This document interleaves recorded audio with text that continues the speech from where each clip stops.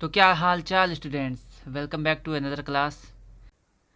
तो स्टूडेंट जिसने भी अभी तक कुछ नहीं पढ़ा है उसके लिए आज हम एक रामबाण वीडियो लेके आए हैं। अगर आपने कुछ नहीं पढ़ा है तो ये वीडियो आपके लिए है। आपको क्या करना है, शुरू से लास्ट तक देखना है और आपको पास कराने की गारंटी हमारी है, ठीक है। तो आज हम क्या करेंगे, आज हम मोस्ट इंपॉर्टेंट क्वेश्चन देखेंगे सभी चैप्टर्स के। जो हमारे मैथ में जितने भी चैप्टर्स हैं सभी के मोस्ट इंपॉर्टेंट क्वेश्चन देखेंगे, उनके आंसर देखेंगे, उनको किस प्रकार से सॉल्व करना है। जिस प्रकार से हम आपको बताएंगे उसी प्रकार से आपको सॉल्व करना है। और जो भी बच्चे जिनको डर लगता है कि हम फेल हो जाएंगे तो वो डरिए मत, आपके लिए ही वीडियो बनाया गया है। शुरू से अंत तक हमारे साथ बने रहें। तो चलिए पहला क्वेश्चन देखते हैं। हमारे पास दिया है कि सिद्ध कीजिए √3 का परिमेय संख्या। ये हमारे पास वास्तविक संख्या है नामक चैप्टर का है। इसका एक बहुत ही वायरल और बहुत ही बढ़िया सवाल है जो आपके एग्जाम में आता रहता है, ठीक है। तो इसका सवाल में पूछा गया है कि हमें √3 को एक अपरिमेय संख्या सिद्ध करना है। तो इसके लिए क्या करेंगे, इसके लिए इसको सॉल्व करने के लिए क्या करेंगे, चलिए देख लेते हैं, ठीक है। तो सॉल्यूशन में क्या करेंगे, सबसे पहले हम मानेंगे कि माना √3 एक परिमेय संख्या है। जैसे जैसे हम आपको बता रहे हैं उसी तरह से आपको करना है, ठीक है। अपरिमेय संख्या है। तो अब हमने मान लिया कि √3 एक परिमेय संख्या है। तो परिमेय संख्या हम क्या लिखते हैं, इसको p/q की फॉर्म में लिख सकते हैं। तो ये √3 जो होगा वो p/q की फॉर्म में हो जाएगा, ठीक है। अब क्या करेंगे, अब p/q के फॉर्म में है तो हम यहाँ पर लिखेंगे जहाँ पे p और q वो क्या है, वो अभाज्य संख्या है। p तथा q अभाज्य संख्याएं हैं, ठीक है। अब आपको यहाँ पे ये याद रखना है कि अभाज्य संख्या वे होती है जो किसी भी नंबर से डिवाइड नहीं होती, ठीक है। उसको कहते हैं अभाज्य संख्या। मतलब कि ऐसा कोई भी नंबर नहीं है जो p और q दोनों को डिवाइड कर सके, ठीक है। तो वो अभाज्य संख्या होती है, वही हमारे पास परिमेय संख्या होती है। अब क्या करेंगे, हम इसका दोनों तरफ स्क्वायर करेंगे, ठीक है। तो यहाँ पे लिखेंगे दोनों पक्षों का वर्ग करने पर, दोनों पक्षों का वर्ग करने पर। तो दोनों तरफ वर्ग करेंगे, इधर हमारे पास √3 का स्क्वायर हो जाएगा, इधर हो जाएगा p/q का स्क्वायर। इसको जब सॉल्व करेंगे तो हमारे पास आएगा 3 = p²/q², ठीक है। चलिए आगे आगे बढ़ते हैं। तो आगे अब क्या करेंगे हम, यहाँ पे q² को इधर भेज देंगे, 3 इधर जाए तो यहाँ पे हो जाएगा q² = p²/3, ठीक। अब यहाँ पे हम देख रहे हैं कि जो 3 है वो p² को विभाजित कर रहा है, क्योंकि नीचे भाग में आ गया है, मतलब ये इसको काट रहा है, ठीक है। तो अब ध्यान देखिए, अगर कोई भी नंबर किसी नंबर के स्क्वायर को विभाजित करता है तो वो उस नंबर को भी विभाजित करता है। इसका मतलब क्या है, तो चलिए इसका मतलब समझ लेते हैं। अगर मान लेते हैं हमारे पास 4 है, ठीक है। अगर 4 हमारा 8 को विभाजित कर देता है, 4 × 2 = 8, तो ये 8 के स्क्वायर को, 8 का स्क्वायर क्या होता है, 8 का स्क्वायर 64, ठीक। तो 8 के स्क्वायर को भी विभाजित कर देता है, 4 × 1 = 4, 4 × 6 = 24, ठीक है। तो इसका मतलब कोई भी नंबर अगर दूसरे नंबर को विभाजित करता है, डिवाइड करता है, तो वो उसके स्क्वायर को भी डिवाइड कर देता है। तो वहीं यहाँ पे लिखेंगे कि जो 3 है वो हमारे पास p² को विभाजित कर रहा है, अतः यह p को भी विभाजित करेगा, ठीक है, विभाजित करेगा। चलिए अब हम क्या करेंगे, यहाँ पे हमने क्या किया है, यहाँ पे हमें एक इक्वेशन मानेंगे, ठीक है। कौन सा, इसको हम मानेंगे समीकरण नंबर 1, ठीक। अब क्या करेंगे, यहाँ पे p दिख रहा है आपको, p की वैल्यू को हम कुछ और मानेंगे, ठीक है। यहाँ पे हमने p/q चल रहा है तो इसको हम r मान लेंगे। तो यहाँ पे क्या करेंगे, ध्यान देखिए, जिस प्रकार से मैं कर रहा हूँ आपको उसी तरह से करना है, ठीक। तो यहाँ पे माना p = 3r, ठीक है। 3r आपको मान लेना है यहाँ पे p की वैल्यू को। अगर यहाँ पे हम अगर √5 प्रूफ करेंगे तो 5r मानेंगे, √7 प्रूफ करेंगे तो 7r मानेंगे, √2 होगा तो 2r होगा। उसी प्रकार से यहाँ पे 3 है तो 3r हमने माना, ठीक है। अब क्या करेंगे, समीकरण नंबर इसको 2 मानेंगे और इसी मान को हम यहाँ पे p के मान को यहाँ पे p² की जगह रखेंगे, ठीक है। तो यहाँ पे क्या करेंगे, p के मान को समीकरण 1 में रखने पर, ठीक है। जब हम p का मान समीकरण 1 में रखेंगे तब क्या होगा हमारे पास, तो हमारे पास हो जाएगा 3 = 3r² और बटे में q², ठीक है, यही होगा। अब क्या करेंगे, हम q² को इधर भेजेंगे और 3 इधर चलाएगा, ठीक है, ये इधर जाएगा तो हमारे पास होगा q² बराबर, ये हो जाएगा 3r² और बटे में 3 आ जाएगा। ठीक, चलिए अब इसको थोड़ा और सॉल्व कर लेते हैं। तो और सॉल्व करने के लिए क्या करेंगे, चलिए आगे देते हैं। तो अब आगे क्या करेंगे, हमारे पास 3 का स्क्वायर कितना होता है, 3 का ये हो जाएगा 9r² बटे में 3, 3 3 जा 9। तो यहाँ पे हमें क्या मिल रहा है, यहाँ पे हमें मिल रहा है q² बराबर 3r² बटे में कुछ नहीं है, सॉरी यहाँ पे 1 आ जाएगा। अब 3 देखिए r के साथ मल्टीप्लाई में, इधर आएगा भाग में। ठीक है, तो हमें क्या मिलेगा, q²/3 बराबर r²। ठीक, अब ध्यान से देखिए हमने क्या लिखा है, यहाँ पे 3 जो है q² को डिवाइड कर रहा है, भाग कर रहा है ना, दिख रहा है आपको, बस उसी को हमें लिख देना है। तो किस प्रकार से लिखेंगे, चलिए इसको देख लेते हैं। तो स्टूडेंट यहाँ पे 3 जो है q² के डिवाइड कर रहा है, विभाजित कर रहा है, मतलब q को भी विभाजित करेगा। जिस प्रकार हमने लिखा था कि 3p² को विभाजित कर रहा है, अतः p को भी विभाजित करेगा, उसी प्रकार से आप लिखेंगे जो 3 है, 3 q² को विभाजित कर रहा है, अतः q को भी विभाजित करेगा।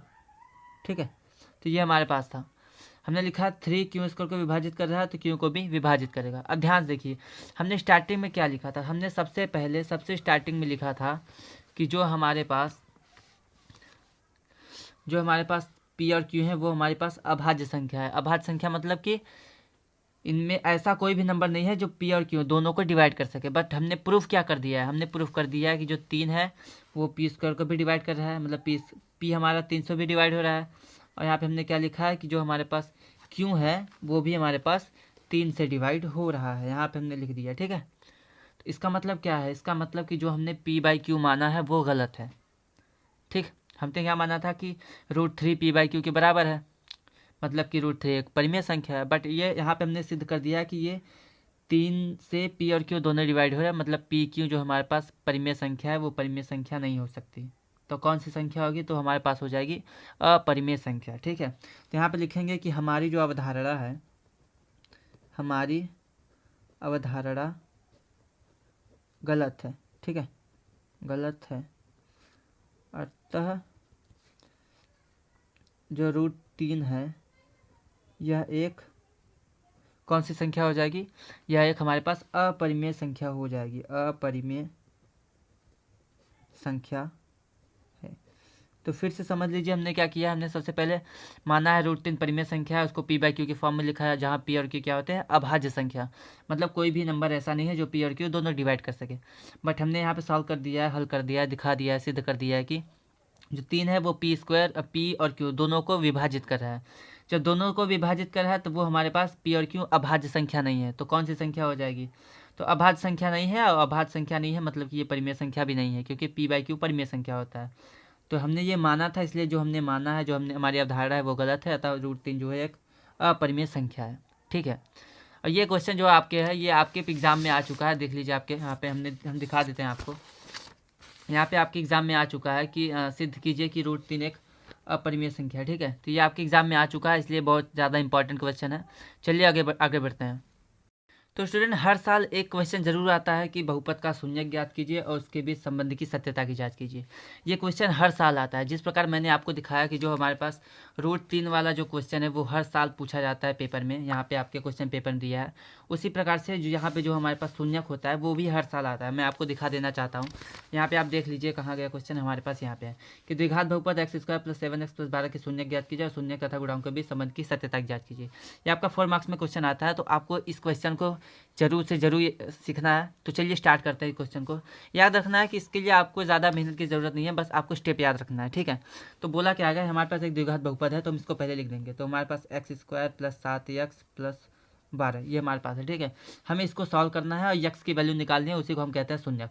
तो x की वैल्यू निकालने के लिए क्या होता है, यहाँ पे जो 12 दिख रहा है आपको इसको इस तरीके से तोड़ना है कि प्लस करने पे 7 आ जाए और मल्टीप्लाई करने पे 12 ही होना चाहिए। ठीक है, तो अगर हम 12 को देखेंगे तो इसको अगर हम ब्रेक करते हैं 4 × 3 तो 4 3 12 होता है, 4 3 12। लेकिन अगर 4 और 3 को जोड़ देंगे तो हमारे पास क्या मिल जाएगा, 7 मिल जाएगा 4 और 3 को। ठीक है, तो यही हमारे पास हम यहाँ करेंगे, यही हमें प्रूफ सिद्ध करना है, मतलब यही हमें सॉल्व करना है।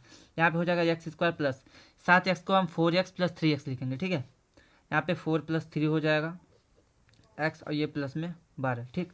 और इसको सॉल्व करेंगे तो एक्स स्क्वायर प्लस का ये 4x हो जाएगा, ये प्लस का 3x हो जाएगा, प्लस में 12, ठीक। आगे सॉल्व करते हैं। यहाँ पे x कॉमन दिख रहा है तो हमारे पास क्या आ जाएगा, यह आ जाएगा, देखिए यहाँ पे x अगर हम कॉमन करेंगे, यहाँ पे एक्स स्क्वायर है, एक एक्स आएगा तो एक एक्स बचेगा, प्लस यहाँ पे 4, अगर यहाँ पे एक्स निकालेंगे तो हमारे पास सिर्फ 4 बचेगा, तो ये हो जाएगा x+4, प्लस में यहाँ पे 3, देखिए 3 4 जा 12 होता है, 3 1 जा 3, मतलब 3 कॉमन ले सकते हैं। यहाँ पे आएगा x, यहाँ पे 3 4 जा 12। जब दोनों ब्रैकेट में एक जैसा नंबर दिख जाए तो हम उसको अलग कर लेंगे, ठीक। तो यहाँ पे x+4 ये अलग हो जाएगा और ये दोनों एक साथ हो जाएंगे, मतलब कि x+3, ठीक है। अब क्या करेंगे, यक्स की वैल्यू निकालने के लिए हम यक्स का जो हमारे पास गुणनखंड जो मिला है इसको हम 0 के बराबर रखेंगे, ठीक है। तो वही हम करेंगे। अगर हम x+4 को 0 के बराबर रखेंगे और x+3 को 0 के बराबर रखेंगे तो हमारे पास कौन कौन सी वैल्यू आएगी। तो x+4 0 के बराबर होगा तो यहाँ पे x बराबर प्लस का 4 इधर जाएगा, माइनस का 4, पहला शून्य ये मिल जाएगा। उसके बाद x+3 बराबर 0 है, 3 इधर जाएगा तो x बराबर -3, ये हमारे पास दूसरा शून्य है, ठीक है। तो ये हमारे पास इसके शून्यक मिल गए हैं। उसके बाद हमें बोला क्या है कि हमें इस यहाँ पे शून्यकों और गुणांकों के बीच संबंध की सत्यता की जांच करनी है, ठीक है। तो इसमें आपको 2 फॉर्मूला याद रखना है। पहला, अल्फ़ा प्लस बीटा जो होता है वो हमारे पास होता है -b/a, ठीक है। और हमारे पास जो अल्फ़ा इंटू बीटा होता है वो होता है c/a। यही हमारे पास फॉर्मूला है और इस फॉर्मूले को आपको यूज़ करना है। अगर ये फॉर्मूला आपको नहीं याद है तो आप इस क्वेश्चन को बिल्कुल भी सॉल्व नहीं कर पाएंगे, ठीक। तो चलिए इसको अब देख लेते हैं किस प्रकार से हम करेंगे। तो यहाँ पे याद रखिए जो पहला शून्यक होता है इसको हम अल्फ़ा मान लेते हैं, दूसरा वाले को हम बीटा मान लेते हैं, ठीक। और ये बी और ए क्या होता है, तो यहाँ पे जो हमारे पास समीकरण है यहाँ पे ये इसका जो व्यापक रूप होता है, मैं आपको इधर दिखा देता हूँ व्यापक रूप किस प्रकार से होता है। तो जो व्यापक रूप होता है, व्यापक रूप किसी भी द्विघात बहुपद का व्यापक रूप होता है ax² प्लस का bx प्लस का c, ये होता है, ठीक है। तो अगर यहाँ पे देखेंगे यहाँ पे इसके हिसाब से तो यहाँ पे c की वैल्यू 12 दिख रही है, दिख रहा है आपको, b की वैल्यू 7 दिख रही है और a की वैल्यू x के स्क्वायर के साथ वाला a होता है, बट यहाँ पे कुछ नहीं है, मतलब कि a की वैल्यू 1 है, ठीक। तो हम क्या करेंगे, उसी को हम नीचे लिख देंगे। हमें क्या क्या दिया था, हमें दिया था a बराबर 1, b बराबर 7 और c बराबर 12, ठीक है। ये हमें दिया गया था। अब इसी को हमें सॉल्व करना है। तो क्या करेंगे, फॉर्मूला लगाएंगे। पहला, शून्यकों का योगफल। पहला फॉर्मूला क्या होता है, शून्यकों का योगफल। तो अल्फ़ा प्लस बीटा बराबर होता है माइनस का b/a। अल्फ़ा हमने कितना निकाला है, -4, प्लस बीटा हमने कितना निकाला है, -3, बराबर माइनस का b की वैल्यू कितनी है, 7, तो -7 बटे में a की वैल्यू कितनी है, 1 हो जाएगा। इसको अगर सॉल्व करेंगे तो -4 -3 बराबर -7, ये हो जाएगा -7 बराबर -7। तो इसको हम कहते हैं संबंध की सत्यता की जांच, मतलब कि दोनों पक्ष हमारे पास बराबर हो जाए, ठीक है। चलिए स्टूडेंट, अब दूसरा संबंध हम देख लेते हैं। दूसरा संबंध हमारे पास क्या है कि अल्फ़ा इंटू बीटा बराबर c/a, ठीक है। तो दूसरा संबंध इसको हम प्रूव करेंगे। तो दूसरे में क्या लिखा है हमारे पास कि alpha into beta equal to c/a। Alpha की वैल्यू कितनी है, -4, तो -4 हो जाएगा, इंटू बीटा की वैल्यू -3, तो यहाँ पे -3 इज इक्वल टू c/a। सी की वैल्यू कितनी है, वो 12 है हमारे पास, तो हो जाएगा 12 और a की वैल्यू 1 है, मतलब बटे में 1। यहाँ पे माइनस माइनस प्लस हो जाएगा, 4 3 जा 12, मतलब 12 बराबर 12। तो यहाँ पे हमने क्या किया, यहाँ पे हमने पहला संबंध यहाँ पे प्रूफ किया है, यहाँ पे दूसरा संबंध प्रूफ किया, ठीक है। तो आपके द्विघात बहुपद वाले में 2 संबंध होते हैं। पहला संबंध क्या होता है, शून्यकों का योगफल अल्फा प्लस बीटा बराबर -b/a, और शून्यकों का गुणनफल होता है अल्फा इंटू बीटा बराबर c/a, ठीक है। तो ये हमारे पास क्वेश्चन हो गया, सेकंड क्वेश्चन। ये आपके एग्जाम पॉइंट ऑफ व्यू से बहुत ज़्यादा इंपॉर्टेंट है, ठीक है। ये आपके क्वेश्चन में पेपर में आया हुआ है, तो मैंने आपको अभी दिखाया है। कहाँ पे था, तो हमारे पास यहाँ पे एक क्वेश्चन था जो आपके एग्जाम में आया हुआ था, ठीक है। तो यहाँ पे आप देख लीजिए, यहाँ पे, ठीक। चलिए अब आगे बढ़ते हैं, अगले चैप्टर के जो मोस्ट इंपॉर्टेंट क्वेश्चन है उसको सॉल्व करेंगे। तो स्टूडेंट, ये हमारा जो है द्विघात बहुपद का एक मोस्ट इंपॉर्टेंट क्वेश्चन है। ये भी आपके एग्जाम में आता रहता है। बोलता क्या है कि इसमें कि वियुक्तिकर पता करना होता है, विविक्तिकर, ठीक है। विविक्तिकर पता करना होता है, उसके बाद हमें पता करना होता है कि इसके जो मूल आएंगे। याद रखना है कि द्विघात बहुपद में जो x की वैल्यू होती है उसको हम कहते हैं शून्यक, बट द्विघात समीकरण में हमारे पास जो x की वैल्यू होती है उसको कहते हैं मूल, ठीक है। तो इसमें 3 टाइप्स के मूल होते हैं, तो उन्हीं तीनों का हमें बोला गया है प्रकृति ज्ञात कीजिए, किस प्रकार के मूल हमें प्राप्त होंगे, ठीक है। तो चलिए इसको देख लेते हैं। तो विभक्तिकार को हम डी से दिखाते हैं, ठीक है। आपको याद रखना है डी की वैल्यू कितनी होती है, बी स्क्वायर माइनस का 4ac, ठीक। ये वैल्यू होती है डी की। अब इसमें बोला क्या है, यहाँ पे अगर हम ध्यान देंगे तो यहाँ पे इसका जो हमारे पास द्विघात बहुपद का जो व्यापक रूप होता है, व्यापक रूप, वो हमारे पास होता है ए एक्स स्क्वायर प्लस का बी एक्स प्लस का सी बराबर 0, ठीक है। अगर आपने ये द्विघात समीकरण या फिर दो चर वाले रैखिक समीकरण युग्म या फिर वास्तविक संख्या या फिर हमारे पास जो समांतर श्रेणी है, इन चैप्टर्स को नहीं पढ़ा है तो हमने अपने वीडियो चैनल पे पूरा 1 शॉट वीडियो अपलोड किया, वहाँ जाके पूरे इंपॉर्टेंट क्वेश्चन और सभी कंसेप्ट को देख सकते हैं। चलिए यहाँ स्टार्ट करते हैं, यहाँ देख लेते हैं। तो हमारे पास सी की वैल्यू कितनी दिख रही है, 3/2, मतलब कि सी की वैल्यू कितनी है, 3/2 है। और बी की वैल्यू, बी एक्स के साथ वाला होता है, तो यहाँ पे बी की वैल्यू कितनी दिख रही है, 2 दिख रही है, मतलब कि बी की वैल्यू 2 है। और एक्स स्क्वायर के साथ वाला ए होता है, बट यहाँ पे कुछ नहीं है, मतलब 1 होगा, ठीक है। तो यहाँ पे ए की वैल्यू कितनी हो जाएगी, 1। अब हम यहीं पे रख देंगे इसको। तो जब डी की वैल्यू हम निकालेंगे तो बी स्क्वायर होता है, मतलब कि 2 का स्क्वायर माइनस का 4 × 1 × 3/2, ठीक है। इसको सॉल्व करेंगे तो 2 1 × 2, 2 2 × 4, तो आंसर कितना आएगा, 2 का स्क्वायर 4 हो जाएगा हमारे पास, और 3 2 × 6। इस यहाँ पे हम देखेंगे तो हमारे पास जो आ जाएगा डी की वैल्यू वो हो जाएगी माइनस का 2, ठीक है। अब आपको याद रखना है कि जब भी हमारे पास जो डी होता है, अगर हमारे पास जो डी है वो 0 से बड़ा आता है, ठीक, तो हमारे पास वास्तविक मूल होते हैं, ठीक है। कैसे मूल होते हैं, वास्तविक, वास्तविक और भिन्न भिन्न मूल, मतलब कि यक्स की 2 वैल्यू आएगी, दोनों अलग अलग होगी और वास्तविक होगी।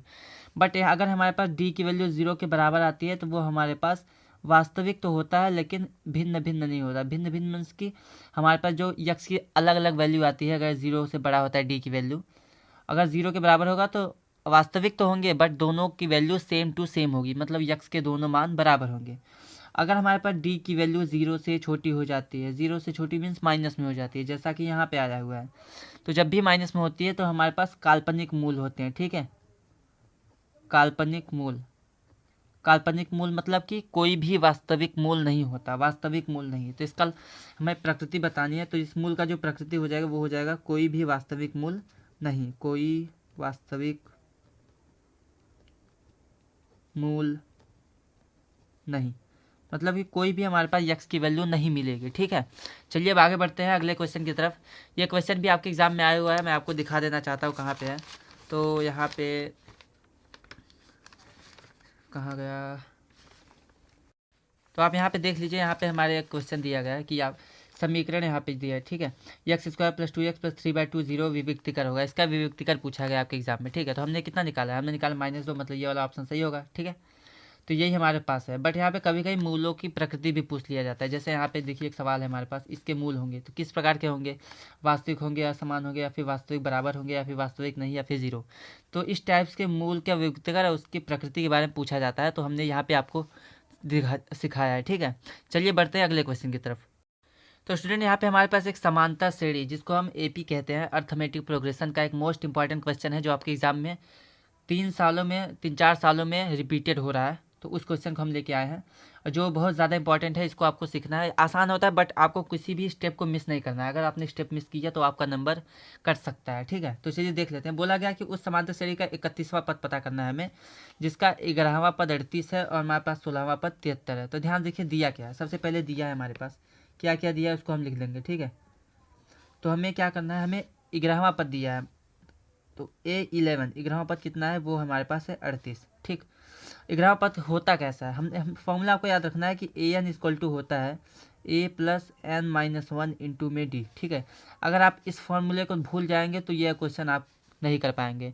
तो अगर आपने फार्मूला नहीं याद है, आपको नहीं पता है कि कौन कौन से फार्मूले इंपॉर्टेंट है, तो हमने अपने चैनल पे अपलोड किया है, आप वहाँ पे जाके देख सकते हैं। सभी इंपॉर्टेंट क्वेश्चन के फार्मूले हैं जिसको हम यूज़ करके क्वेश्चन को सॉल्व करते हैं, ठीक है। तो यहाँ पे देखिए हमें 11वां पद 38 दिया, तो यहाँ पे अगर 11वां पद निकालेंगे तो n की वैल्यू 11 रखेंगे, तो हो जाएगा A11 = A प्लस यहाँ पे 11 - 1 इंटू डी। तो क्या हो जाएगा, ये हो जाएगा A11 = A प्लस 11 में से 1 गया 10 डी हो जाएगा। 11 के मान हमें कितना पता है, वो 38 दिया, तो हो जाएगा 38 बराबर A प्लस 10 डी, ठीक है।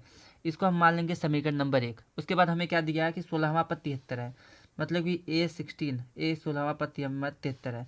अगर इसी को हम फिर से इस फॉर्मूले को यूज़ करेंगे, इसी फॉर्मूले में इसको यूज़ करेंगे तो हमारे पास क्या आएगा, अगर 16वां पद निकालेंगे तो हमारे पास हो जाएगा A16 बराबर A+16 - 1 इंटू डी। एन की वैल्यू हमने 16 रख दिया क्योंकि ठीक है, क्योंकि एन होता है, एन की वैल्यू यहाँ पे 11 था तो 11 रखा, यहाँ पे 16 है 16 रखेंगे हम। तो ये हो जाएगा A+16 में से 1 गया 15 डी, और यहाँ पे 16 की मान कितना है, 16 का मान 73 है तो हो जाएगा 73। ये हमारे पास समीकरण नंबर 2। अब ध्यान से देखिए, हमें क्या पता करना है, 31वां पद। अगर हमें 31वां पद पता करना है तो 31वां पद क्या होता है, A31 is equal to A+31 - 1 into में डी, मतलब कि A31 बराबर कितना हो जाएगा, A+30 डी, ये हो जाएगा। ठीक है, हमें इसको पता करना है। इसको पता करने के लिए हमें ए की वैल्यू चाहिए और डी की वैल्यू चाहिए, और इन दोनों की वैल्यू कहाँ से निकालेंगे हम, तो इन दोनों की वैल्यू हम निकालेंगे यहाँ से। ठीक है, इस समीकरण से, इन दोनों समीकरण को हल करके। तो इन दोनों समीकरण जब हम हल करेंगे तो क्या करेंगे, समीकरण एक और दो दोनों को हम माइनस कर देंगे। ठीक है, यहाँ पे लिखेंगे समीकरण 1 तथा 2 को घटाने पर। अगर हम समीकरण 1 और 2 दोनों को माइनस करेंगे तो क्या हमारे पास है, पहला समीकरण हम लिख देते हैं 38 बराबर A+10 डी, और दूसरा समीकरण हमारे पास है 73 बराबर A+15 डी। ठीक है, याद रखना जब भी हम किसी भी क्वेश्चन में समीकरण को माइनस करते हैं तो निशान हमारे पास चेंज हो जाता है, निशान बदल जाता है। ठीक, तो चलिए अब आगे बढ़ते हैं, इस क्वेश्चन को सॉल्व करते हैं। तो निशान चेंज हो जाएगा, मतलब ये प्लस है तो माइनस, यहाँ पे माइनस हो जाएगा, यहाँ पे भी माइनस हो जाएगा, यहाँ पे ए से कैंसिल हो जाएगा।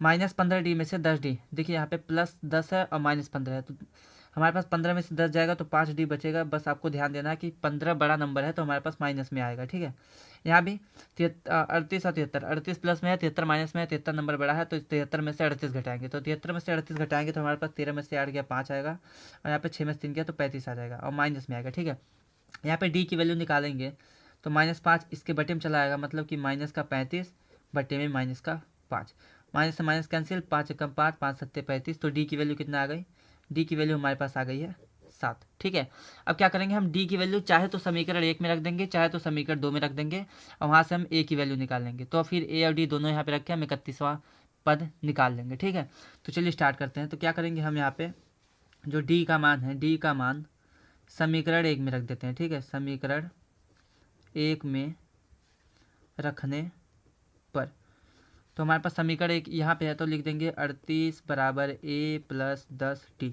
यहाँ पे हो जाएगा 38 बराबर A+10 इंटू डी की वैल्यू कितनी है, 7 है हमारे पास, तो यहाँ डी की वैल्यू 7 हो जाएगी, तो 38 बराबर कितना हो जाएगा, ये A+10 सत्ते 70। अब ध्यान दीजिए 70 इधर जाएगा हमारे पास। ठीक है, 70 प्लस में इधर जाएगा, माइनस हो जाएगा, तो हो जाएगा यहाँ पे 38 माइनस का 70 बराबर में ए। अब 70 में से 38 घटाएंगे तो हमारे पास क्या आ जाएगा, 10 में से 8 गया 2, 6 में से 3 गया 3, 32 हो जाएगा। बट याद रखना है आपको कि हमारे पास यहाँ पे 70 माइनस में था तो माइनस का 32 आएगा। इसका मतलब क्या है कि ए की वैल्यू माइनस का 32 और डी की वैल्यू 7। अब इसको हम यहाँ पे 31वां पद निकालने के लिए यहाँ पे रख देंगे। ठीक है, तो चलिए, तो यहाँ पे हो जाएगा ए की वैल्यू हमारे पास माइनस का 32 है, प्लस में 30 गुणे 7। ठीक, क्योंकि डी की वैल्यू 7 है, तो ये कितना हो जाएगा, माइनस का 32 और इसका गुणा करेंगे तो 3 सत्ते 21, 210। ठीक है, अब 210 में हमें 32 को माइनस करना है, तो 10 में से 2 गया कितना आ जाएगा, तो हो जाएगा ये 8। उसके बाद अगर हम कहाँ पे करेंगे, 10 में से फिर से 3 घटाएंगे तो हो जाएगा 7, मतलब कि 178 हमारे पास आंसर आ जाएगा। ठीक है, सॉरी 178 नहीं, 168 आएगा, तो ये हमारे पास 31वां पद हो जाएगा 168। याद रखना है कि यहाँ पे 210 प्लस में था इसलिए हमारा आंसर प्लस में है। ठीक है, जो नंबर बड़ा होता है उसी का निशान लगाते हैं। ठीक, तो यहाँ पे हमारे पास 31वां पद 168 मिल गया। एक बार फिर से देख लिया हमने किया क्या है कि जो हमें पहले दिया था उससे हमने समीकरण बनाया 2, फिर दोनों समीकरण को हल करके हमने सबसे पहले डी की वैल्यू निकाली, फिर डी का मान रख के ए की वैल्यू निकाली, फिर ए और डी दोनों का मान हमने यहाँ पे रख दिया है। आपको याद रखना है कि अगर आपको ये फॉर्मूला नहीं याद है an equal to A+n-1 into D, तो आप ये क्वेश्चन बिल्कुल भी नहीं लगा सकते। तो इस फॉर्मूले को आपको याद करना है, बिल्कुल से याद करना है। ठीक है, चलिए बढ़ते हैं अगले क्वेश्चन की तरफ। तो स्टूडेंट अगला क्वेश्चन जो हमारे पास है वो त्रिभुज चैप्टर का है, और ये जो क्वेश्चन है हर बार एग्जाम में आता रहता है। ठीक है, मैं आपको इसको भी दिखा देता हूँ कहाँ पे हमारे पास बहुत सारे पेपर हैं जिसमें ये क्वेश्चन दिया होता है। चलिए देख लेते हैं कहाँ गया क्वेश्चन। तो हमारे पास एक क्वेश्चन हमारे पास यहाँ पे है, यहाँ पे। ठीक है, चलिए देख लीजिए, यहाँ पे आपको दिया गया है कि बोला गया कि लंबाई 6 मीटर वाले ऊर्ध्वाधर स्तंभ की जो छाया है वो हमारे पास 4 मीटर है, तो जब उसी समय एक मीनार की छाया की लंबाई 28 मीटर होती है तो हमें मीनार की ऊंचाई पता करनी है। ठीक है, 4 मार्क्स का क्वेश्चन है और ये क्वेश्चन जो है त्रिभुज नामक चैप्टर का है। तो त्रिभुज में हम इसको सॉल्व करने के लिए थेल्स प्रमेय यूज़ करेंगे। ठीक है, तो इसमें बहुत सारे प्रमेय होते हैं। अगर आपने इन प्रमेय को नहीं पढ़ा है तो आप हमारे चैनल पे जा सकते हैं, वहाँ पे हमने मैथ वाले प्लेलिस्ट में प्रमेय को एक वीडियो में पूरे त्रिभुज के प्रमेय को हमने पढ़ाया है, समझाया है, तो उसको आप देख सकते हैं। चलिए इस क्वेश्चन को सॉल्व करते हैं। तो इस क्वेश्चन को सॉल्व करने के लिए क्या करेंगे, सबसे पहले यहाँ पे हम इसका फिगर बनाना ज़रूरी है, बिना फिगर के हम इसको सॉल्व नहीं कर सकते। ठीक है, तो चलिए देख लेते हैं किस प्रकार से। हमें बोला क्या है कि 6 मीटर लंबा एक ऊर्ध्वाधर स्तंभ है। तो सबसे पहले हम स्तंभ बना लेंगे। ठीक है, तो हम मान लेंगे कि ये हमारे पास एक ऊर्ध्वाधर स्तंभ है। चलिए यहाँ पे देख लेते हैं, मान लेते हैं ये हमारे पास ऊर्ध्वाधर स्तंभ है। ठीक है, इसकी लंबाई कितनी है, वो हमारे पास 6 मीटर, ये हमें बोला है। ठीक है, 6 मीटर ऊर्ध्वाधर स्तंभ है और इसकी जो छाया होती है 4 मीटर लंबी है। ठीक है, तो हम यहाँ पे इसकी परछाई बना देते हैं नीचे ज़मीन पे, क्योंकि परछाई होती है। तो यहाँ पे हम मान लेते हैं कि इसकी जो परछाई है ये, ठीक, ये हमारे पास 4 मीटर है, 4 मीटर। आपको फिगर पे नहीं जाना है, आप बस समझिए कि क्वेश्चन को सॉल्व किस तरह से करते हैं। ठीक है, क्योंकि यहाँ पे स्पेस की वजह से हो सकता है कि ये 4 मीटर 6 मीटर थोड़ा अंतर हो, 6 मीटर ज़्यादा होना चाहिए, 4 मीटर कम होना चाहिए। तो उस पर आप ध्यान में दीजिए, आप कंसेप्ट पे ध्यान दीजिए कि हो कैसे रहा है। तो यहाँ हमने 6 मीटर लंबा एक स्तंभ मान लिया है और उसकी लंबाई 4 मीटर छाया है ज़मीन पर। ठीक है, अब बोला है कि उसी टाइम एक मीनार है। ठीक है, और मीनार की जो लंबाई, छाया की लंबाई है वो 28 मीटर है, मतलब कि इधर पीछे कोई मीनार खड़ा है। ठीक है, यहाँ पे इसकी जो परछाई है एक ही साइड बन रही है, बट 28 मीटर लंबी बन रही है, मतलब कि ये जो इसकी छाया है वो कुछ इस तरह से आएगी। और यहाँ पे ये हमारे पास मीनार है। ठीक, ये क्या है, ये हमारे पास मीनार है। ठीक है, और ये जो मीनार है उसकी जो छाया है वो हमारे पास इधर बन रही है। और कितनी दूरी बन रही है, वो हमारे पास 28 मीटर की दूरी पे बन रही है ये। ठीक है, तो हमें क्या पता करना है, हमें बस इतना बताना है कि अगर स्तंभ हमारे पास 6 मीटर था। ठीक है, 6 मीटर लंबा स्तंभ था, तो हमारे पास 4 मीटर बनी है उसकी छाया। तो अगर हमारे पास 28 मीटर छाया बन रही है तो जो मीनार होगा वो कितना ऊंचा होगा, हमें मीनार की ऊंचाई पता करनी है। ठीक, तो चलिए मीनार की ऊंचाई पता करते हैं। तो इसको पता करने के लिए क्या करेंगे, सबसे पहले यहाँ पे देखिए ट्रायंगल बन रहा है, उसको हम बनाएंगे। ठीक है, यहाँ पे तो ये हमारे पास एक ट्रायंगल बन रहा है, तो इसको सबसे पहले हम ड्रॉ कर लेते हैं। ठीक, तो यहाँ पे एक ट्रायंगल है। अब ध्यान देखिए, अब यहाँ पे हम यूज़ करेंगे जो हमने त्रिभुज में प्रमेय पढ़ा होता है, थेल्स प्रमेय या फिर थेल्स प्रमेय का विलोम भी होता है, उसका यूज़ करेंगे। ठीक है, वो कहता क्या है कि अगर हमारे पास 2 त्रिभुज हैं, ठीक, वो कहता क्या है कि अगर एक त्रिभुज हमारे पास है, ठीक, मान लेते हैं यहाँ पे एक त्रिभुज है, ये किधर समझा, इधर समझाते हैं। अगर हमारे पास एक त्रिभुज है, ठीक, और किसी एक भुजा के समांतर कोई लाइन खींची गई है इस प्रकार से, तो ये जो लाइन होती है इन दोनों भुजाओं को बराबर बराबर अनुपात में, बराबर बराबर अनुपात में विभाजित करते हैं, ये हमारे पास होता है। तो ध्यान देखिए, यहाँ पे एक त्रिभुज है और ये वाला जो त्रिभुज है ये इस लाइन के समांतर है, तो इसको विभाजित करेगी। ठीक है, और आपको याद रखना है जब भी ये विभाजित होता है समान अनुपात में तो जो त्रिभुज होते हैं वो समरूप होते हैं। तो यहाँ पे आपको ये लिखना है कि हमारे पास जो ये त्रिभुज है, हम मान लेते हैं इसको, यहाँ पे ये ए मान लेते हैं, ये बी हो जाता है, ये सी, ये डी, और इधर ई मान लेते हैं। ठीक है, तो यहाँ पे देखिए एक ही त्रिभुज के अंदर दूसरा समांतर लाइन खींची गई है, मतलब कि ये जो छोटा वाला त्रिभुज है और ये जो बड़ा वाला त्रिभुज है, ये दोनों आपस में क्या होंगे, समरूप होंगे। ठीक है, याद रखना है आपको। तो ए बी ई, त्रिभुज ए बी ई तथा दूसरा त्रिभुज क्या है, ए सी डी, ये बड़ा वाला त्रिभुज ए सी डी, ये हमारे पास क्या है, समरूप है। ठीक है, तो जब भी समरूप होते हैं तो इनकी भुजाओं का जो अनुपात होता है वो बराबर होता है। ठीक, इसका मतलब कि जो इधर वाली इसकी साइड है और जो छोटे वाले त्रिभुज की जो ए बी वाली साइड है, ए बी, ठीक है, ए बी, इसका अनुपात, और जो ये त्रिभुज की, बड़े त्रिभुज की ये वाली साइड है, इसका अनुपात, ए बी और ए सी का जो अनुपात है वो हमारे पास इसके और इसके बराबर होगा। ठीक है, किस प्रकार से हमने समझाया कि जो छोटा त्रिभुज है, इस छोटे त्रिभुज में ये जो हमारे पास इसकी परछाई है 4 मीटर और जो मीनार की परछाई है उसका जो अनुपात होगा वो उनकी ऊंचाई के अनुपात के बराबर होगा, मतलब कि इस हमारे पास खंभे की लंबाई, स्तंभ की ऊंचाई और मीनार की ऊंचाई के अनुपात के बराबर होगा। ठीक है, तो ये स्तंभ की ऊंचाई बी से ई तक है, तो यहाँ पे बी ई लिख देंगे, और यहाँ पे मीनार की ऊंचाई डी से सी तक है, तो यहाँ पे सी डी या फिर डी ई लिख सकते हैं, सी डी हमने लिख दिया है।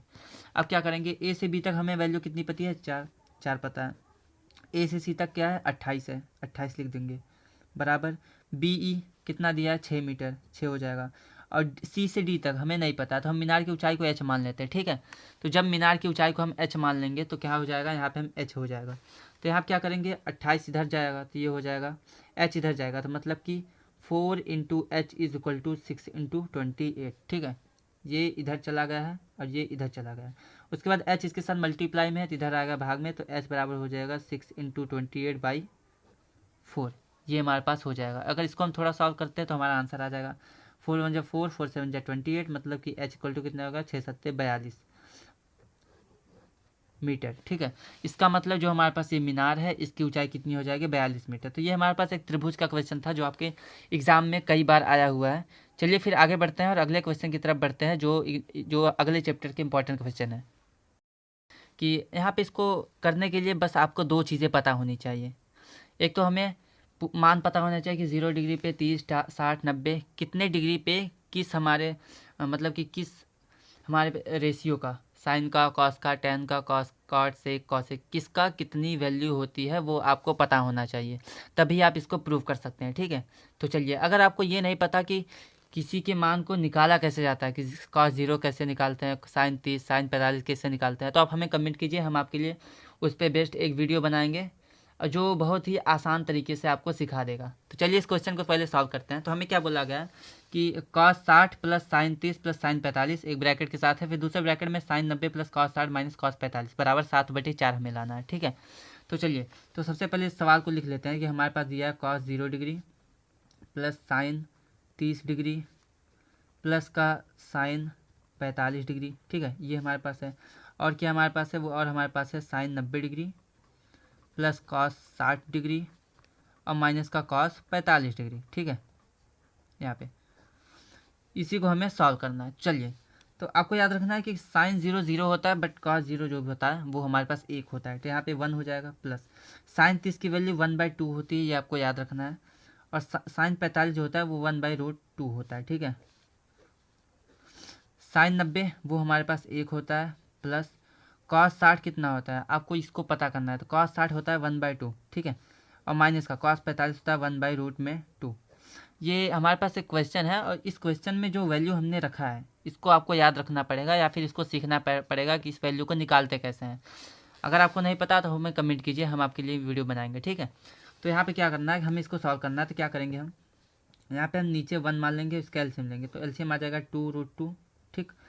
यहाँ पे देखिए 1 का इसमें डिवीज़न करेंगे तो हमारे पास यही आएगा, इसका मल्टीप्लाई ऊपर करेंगे तो 2√2 आ जाएगा। प्लस यहाँ से 2 से 2 कैंसिल तो 1√2 आ जाएगा ऊपर।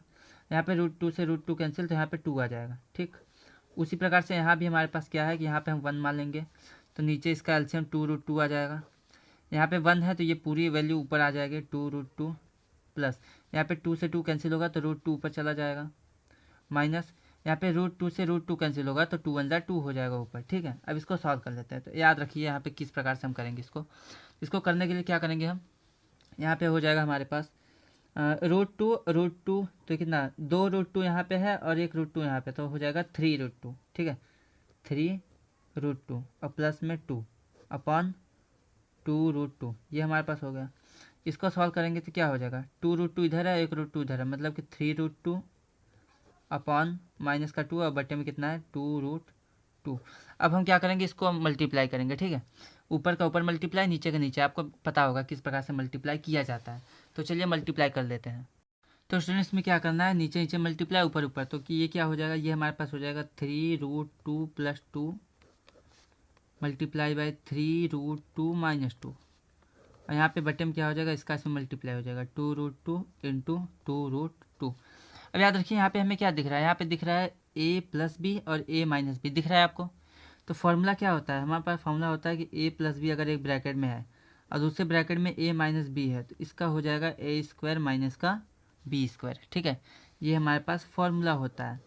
इसी फॉर्मूले का यहाँ पे यूज़ करेंगे। तो फॉर्मूले का यूज़ किस प्रकार से करेंगे, चलिए देख लेते हैं इसको। तो ये हमारे पास हो जाएगा a की वैल्यू यहाँ पे ये है तो ये a² हो जाएगा, मतलब कि 3√2 का स्क्वायर और माइनस b² मतलब 2 का स्क्वायर, और अपॉन में 2 2 ज़ा 4, और यहाँ पे √2 का √2 में मल्टीप्लाई होगा तो रूट हट जाएगा, मतलब 2 आएगा। तो ये कितना हो जाएगा 3 का स्क्वायर 9, √2 का स्क्वायर 2 माइनस का 2 का स्क्वायर 4 अपॉन में 4 2 ज़ा 8, ठीक है। और इसको सॉल्व करेंगे तो हमारे पास क्या आएगा 9 2 ज़ा 18 माइनस का 4/8। अब 18 में से 4 माइनस करेंगे, ठीक है। 18 में से 4 माइनस करेंगे कितना आएगा, 18 में से 4 माइनस करने के बाद हमारे पास आएगा 14/8। अब इसको सॉल्व करेंगे तो 2 4 जा 8, 2 7 जा 14, तो कितना आंसर आ गया, आंसर आ गया 7/4। ये हमारे पास आंसर है। अब यही आंसर हमें प्रूफ करना था, ध्यान से देख लीजिए यहाँ पे हमें कितना प्रूफ करना था, यहाँ पे हमें प्रूफ करना था 7/4। तो इसी 7/4 को हमने यहाँ पे प्रूफ कर दिया है, ठीक है। यहाँ पे तो करना क्या है, इस क्वेश्चन में ज़्यादा कुछ नहीं करना, बस आपको वैल्यू पता होनी चाहिए कि कितने डिग्री पे किस त्रिकोणमितीय रेशियो का कौन सा हमारे पास मान होता है। अगर आपको मान पता है तो आप क्वेश्चन को कर सकते हैं। चलिए आगे बढ़ते हैं अगले क्वेश्चन की तरफ। तो स्टूडेंट यहाँ पे क्वेश्चन दिया गया, क्वेश्चन में क्या बोला है, क्वेश्चन बोला गया कि 14 सेंटीमीटर त्रिज्या वाले एक वृत्त के केंद्र पर समकोण बनाती है। तो लघु त्रिज्यखंड का हमें क्षेत्रफल पता करना है। सॉरी, यहाँ पे का होगा, तो लघु त्रिज्यखंड का क्षेत्रफल पता कीजिए। तो याद रखिए हमारे पास एक वृत्त है, ठीक है, यहाँ पे ऐसा कुछ, ये हमारे पास वृत्त है। और वृत्त का जो केंद्र है इसकी त्रिज्या हमारे पास 14 सेंटीमीटर है, 14 सेंटीमीटर। और हमें बोला गया कि जो त्रिज्या है वो केंद्र से 90 डिग्री, समकोण मतलब कि 90 डिग्री का कोण बनाती है, मतलब कि कुछ इस प्रकार से यहाँ पे 90 डिग्री, चाहे ऊपर भी बन सकता है नीचे भी बन सकता है, ये 90 डिग्री का कोण बनता है। तो हमें लघु त्रिज्यखंड, याद रखिए जो छोटा टुकड़ा होता है उसको कहते हैं लघु त्रिज्यखंड और बड़े वालों को कहते हैं दीर्घ त्रिज्यखंड। हमें लघु त्रिज्यखंड का फॉर्मूला मतलब कि मान निकालना है, मतलब इसका क्षेत्रफल हमें पता करना है, ठीक है, इसका। तो यहाँ पे हमें थीटा की वैल्यू कितनी दी गई है, वो 90 डिग्री दी गई है, ठीक। तो आपको ये पता होना चाहिए कि जो क्षेत्रफल का फॉर्मूला होता है वो क्या होता है। तो जो क्षेत्रफल का फॉर्मूला होता है, क्षेत्रफल त्रिज्यखंड का जो क्षेत्रफल फॉर्मूला होता है वो होता है θ/360 इंटू में πr², ठीक है, ये होता है। हमें आर की वैल्यू कितनी पता है, 14 सेंटीमीटर। अब इसी को हम यूज़ करेंगे, तो फॉर्मूला हमारे पास θ/360, थीटा की वैल्यू 90 है तो इसका हो जाएगा 90/360 गुणे पाई की वैल्यू कितनी होती है 22/7, और आर की वैल्यू कितनी दी गई 14, मतलब 14 इंटू 14, क्योंकि स्क्वायर में है इसलिए हमने 2 बार लिख दिया है, ठीक है। अब 7 से 7 दूना 14 कैंसिल हो गया, ये हो जाएगा 0 0 कैंसिल, 9 1 9, 9 4 36। अब इसको और थोड़ा सॉल्व कर लेते हैं, तो हमारे पास क्या होगा, हमारे पास ये हो जाएगा, चलिए ये हो जाएगा 22 इंटू 14 इंटू 2/4, 2 1 जा 2, 2 2 जा 4, और 2 1 जा 2, 2 7 जा 14। तो आंसर कितना आएगा 22 7। तो 22 का हम 7 में मल्टीप्लाई कर लेंगे तो हो जाएगा 154, ठीक है। 7 दूना 14, 7 दूना 14 15, तो ये हो जाएगा इतना सेंटीमीटर स्क्वायर। तो हमारे पास ये क्षेत्रफल आ गया है त्रिज्यखंड का। तो यही फॉर्मूला आपको याद रखना है, अगर फॉर्मूला नहीं याद है तो आप गए, फिर समझ लीजिए, तो आपका कुछ हो नहीं पाएगा। तो फार्मूला ज़रूर से याद करना है, नहीं पता तो हमें कमेंट कीजिए आप हमें, तो हम आपके लिए फार्मूला प्रोवाइड करेंगे। चलिए बढ़ते हैं अगले क्वेश्चन की तरफ। तो अगला क्वेश्चन हमारे पास किसका है, अगला क्वेश्चन हमारे पास है, ये हमारे पास है जो हमारे पास क्षेत्रफल वाला मतलब चैप्टर होता है, जो हमारे पास, तो जो हमारे पास क्वेश्चन है वो हमारे पास पृष्ठीय क्षेत्रफल तथा आयतन वाले चैप्टर से है, ठीक है। तो इसमें बोला क्या गया कि हमारे पास 2 घन है जिनमें से प्रत्येक का आयतन इतना है। ध्यान दीजिए ये क्वेश्चन जो है बहुत बार रिपीटेड है, ठीक है। मैं आपको दिखा देना चाहता हूँ कि यहाँ पे जो क्वेश्चन हमारे पास है, यहाँ देख लीजिए आप, बोला है कि 2 घनों में जिनके प्रत्येक का आयतन 64 सेंटीमीटर क्यूब है, तो हमें इनके फलकों को मिलाकर एक घनाभ बनाया गया है। उस घनाभ का हमें संपूर्ण पृष्ठीय क्षेत्रफल पता करना है, ठीक है। ये आपके एग्जाम में आया हुआ क्वेश्चन है, ये आपका प्रीवियस ईयर क्वेश्चन पेपर है, ठीक है। जिसमें देख लीजिए मैंने आपके लिए बहुत सारे प्रीवियस ईयर क्वेश्चन रखे हैं, जिसमें मैं यहाँ पे आपको सॉल्व करा रहा हूँ क्वेश्चन को। तो चलिए इस क्वेश्चन को सॉल्व करते हैं। तो इसमें क्या बोला गया है कि हमें घनाभ का आयतन दिया गया है, ठीक है, घन का आयतन, 2 घन हमारे पास, और दोनों का आयतन कितना है 64 सेंटीमीटर क्यूब। प्रत्येक का आयतन मतलब पहले का भी 64 सेंटीमीटर क्यूब है, दूसरे का भी 64 सेंटीमीटर क्यूब है, ठीक है। तो चलिए सबसे पहले इसका आयतन है तो इसकी भुजा निकालने, तो जो घन का आयतन होता है, घन का आयतन वो कितना है, घन का आयतन होता है a क्यूब, और आयतन हमें कितना दिया है 64, तो मतलब कि a क्यूब की जो वैल्यू है वो हमें दी गई है 64। इसको सॉल्व करेंगे तो a क्यूब इक्वल टू कितना, 64 किसका क्यूब होता है, वो हमारे पास होता है 4 चौक 16, 16 चौका 64, मतलब कि 4 का क्यूब होता है। तो यहाँ पे क्यूब से क्यूब कैंसिल, मतलब कि a की वैल्यू कितनी आ जाएगी 4, ठीक है। अब ध्यान दीजिए हमारे पास a का क्यूब यहाँ पे है, ठीक है, और इसका आयतन हमारे पास 64 दिया था, और इसी के जैसा एक और क्यूब है हमारे पास, ठीक,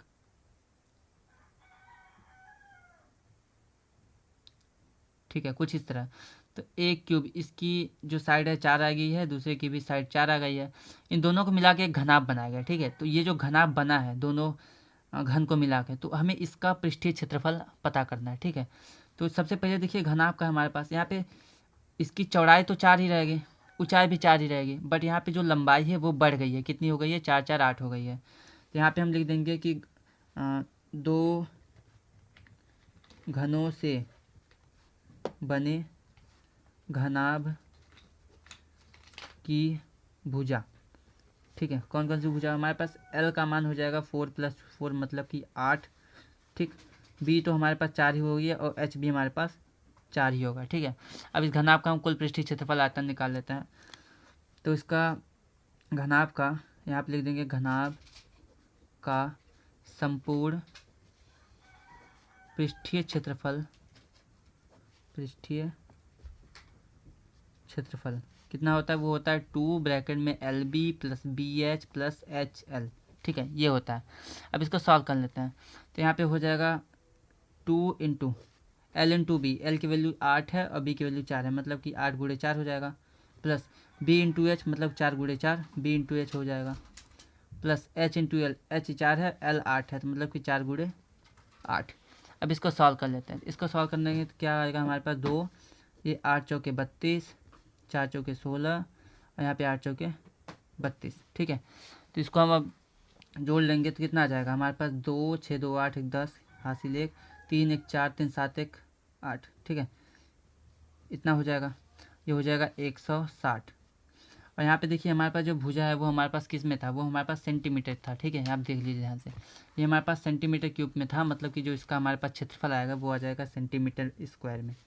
ठीक, तो यहाँ पे ये क्वेश्चन समाप्त होता है। ये क्वेश्चन आपके एग्जाम में आया हुआ क्वेश्चन है, तो इस क्वेश्चन को आपको बिल्कुल भी नहीं छोड़ना है, बट आपको हर चैप्टर के फॉर्मूले को याद रखना है। अगर फॉर्मूला याद है तो आप इस क्वेश्चन को जल्दी से कर लेंगे। ठीक है, जिसने कुछ भी नहीं पढ़ा है उसके लिए भी ये बहुत ज़्यादा इंपॉर्टेंट है, जिसने पढ़ा है वो ज़रूर से इस क्वेश्चन को देख ले, रिवीजन कर लें। ठीक, चलिए बढ़ते हैं अगले क्वेश्चन की तरफ, जो हमारे पास सांख्यिकी का है। तो स्टूडेंट, ये हमारे पास सांख्यिकी का एक मोस्ट वायरल क्वेश्चन है जो हर बार एग्जाम में आता है। ठीक है, बट यहाँ पे हमें पी दिया है, कहीं पे एफ हो सकता है, एक्स हो सकता है, वाई हो सकता है, बट हर बार ये क्वेश्चन पक्का आता है। ये क्वेश्चन हमने क्या किया है, यहाँ से उठाया है कि हमारे पास जो प्रीवियस ईयर क्वेश्चन पेपर थे वहाँ से। ठीक है, हमें क्या बोला गया कि पी का मान क्या चीज़ है, यहाँ पे एक प्राप्तांक दिया है वर्ग अंतराल। ठीक, और यहाँ पे विद्यार्थियों की संख्या दी गई। ठीक है, इसका मान हमें पता है, बट यहाँ पे हमें पी की वैल्यू पता करनी है। तो चलिए इसको देखते हैं किस प्रकार से निकाला जाता है।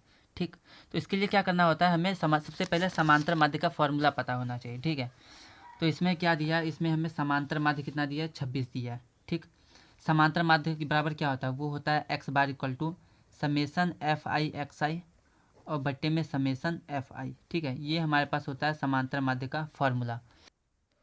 तो स्टूडेंट, यहाँ पे ज़्यादा टाइम ना बर्बाद हो, इसलिए मैंने यहाँ पे सभी वैल्यूज़ को सब मल्टीप्लाई करके और प्लस करके लिख दिया है। चलिए समझ लेते हैं। सबसे पहले हमने अंतराल को यहाँ पे लिखा, मध्यमान निकालने के लिए दोनों को जोड़ के 2 से भाग करेंगे तो बीच की वैल्यू मिल जाएगी। उसके बाद FI नीचे वाली वैल्यू होती है तो हमने लिख दिया। फिर FI/XI निकालना होता है, मतलब F और X दोनों का गुणा कर दीजिए, तो 5 छक्के 30 हो जाएगा। 15 का P में गुणा करेंगे 15P, 25 9 250 और 35 का जब 4 में गुणा करेंगे तो 140 आएगा, सॉरी 225 140 आएगा। और 11 का 45 में गुणा करेंगे तो 495 आएगा। और अभी अभी हमने बताया कि जब भी आपको समांतर माध्य निकालना हो तो फॉर्मूला होता है x बार, मतलब समांतर माध्य बराबर समेसन FI/XI बटे FI।